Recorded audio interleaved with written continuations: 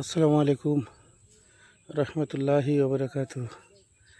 দেখেন, দুবাই ছিলাম। দুবাই মনে করেন গরম ঠিক আছে, কিন্তু রাত্রে কম্বল মুড়িতে ঘুমাইলে আপনার কষ্টের কথা মনে হয় না।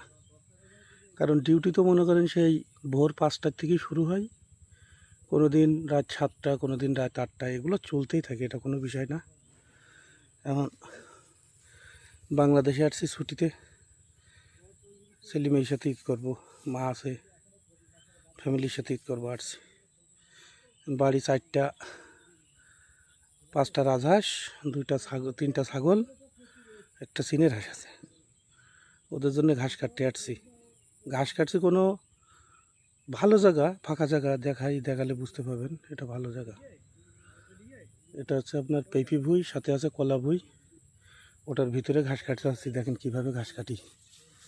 এই দেখেন আমার কাশি এই, আর আমি ঘাস কাটতেছি এই যে এই জায়গার থেকে। দেখেন এই যে আমার ঘাস কাটা, আর ওই যে বস্তা দেখছেন। এই দেখেন, এটা কিন্তু অনেক ঘাস এটার ভিতরে, যা ভাবছেন তা না।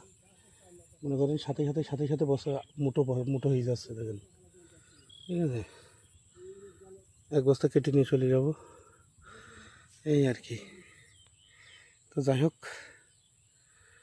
সবাই সবার উপকারে আসবো আমরা।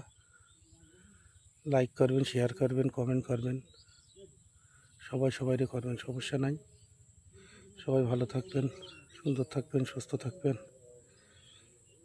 আসসালামু আলাইকুম।